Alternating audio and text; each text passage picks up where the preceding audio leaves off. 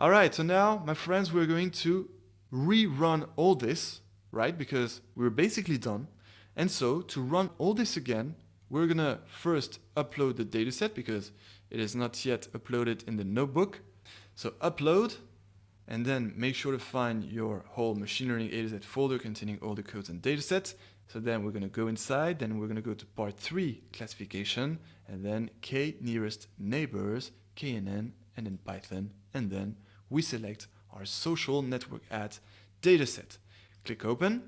Now it's going to be uploaded on the notebook, perfect. And there we go. Now we can run everything. And to do this, well, we're gonna click runtime here and then simply run all. And let's just start from here. Okay, great. Our k nearest neighbors classifier was created and trained properly.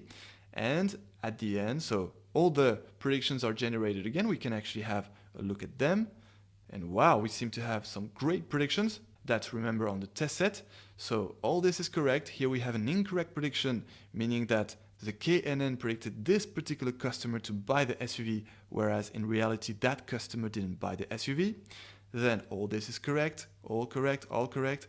It seems really good. Here we have another incorrect prediction, this time the opposite one. Our model predicted that this particular customer didn't buy the SUV, whereas in reality that customer bought the SUV. All right, correct, all correct, all correct. So pretty good. Wow, I think we actually have very, very few incorrect predictions. Let's actually check it out right now. Okay, no, so I didn't see it properly, but we actually have in total 4 plus 3 incorrect predictions. That's really, really good. That's better than the logistic regression model. Remember, we had actually an accuracy of the test set of 89%. So here clearly the k nearest neighbors did better than the logistic regression model, and you will perfectly understand why when I show you the visualization. So it's actually here.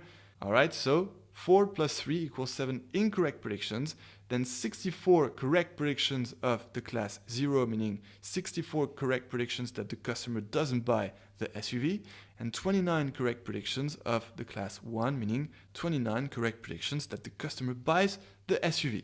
And then we have indeed 4 incorrect predictions of the class 1, meaning 4 incorrect predictions that the customer buys the SUV, and 3 incorrect predictions of the class 0, meaning 3 incorrect predictions that the customer doesn't buy the SUV. So very, very good.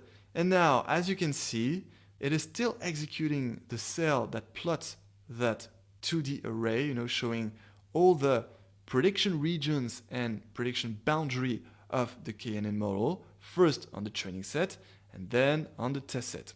And the reason why it is taking some time here to execute, oh, there you go, we are at perfect timing, is simply because, the KNN model is actually very compute intensive. There are a lot of computations when running the KNN model, and that's why it took some time.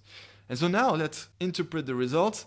So remember, with the logistic regression classifier, the prediction boundary was a straight line, and that's because the logistic regression model is a linear classifier. We will actually see another type of linear classifier in this part. But remember, for linear classifiers, the prediction boundary or prediction curve for classification is a straight line. And in 3 dimensions, it's a straight plan, and in n dimension, it's a straight hyperplane. And so here we had a straight line, which therefore resulted in having a lot of incorrect predictions, because as we can see, there are a lot of green points here, green customers who bought the SUV in reality that fall in the red region where we predict indeed that the customers don't buy the SUV. And same for these ones here, here we have a lot of customers who in reality bought the SUV but were predicted not to because they fall in the red region.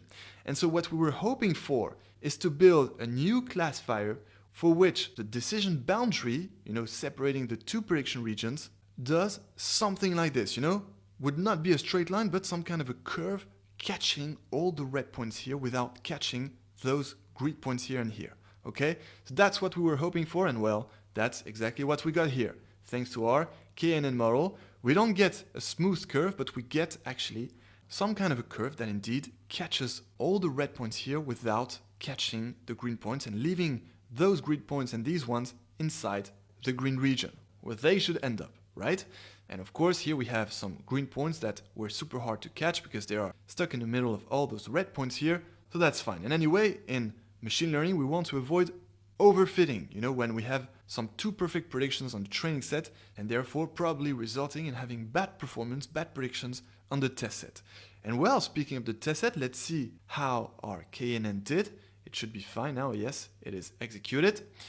And once again, we get excellent results, right? Because same, the KNN prediction curve or prediction boundary or even decision boundary catches all the right customers, the red customers who didn't buy in reality the SUV, therefore leaving the green customers who bought in reality the SUV in the right prediction region, the green region.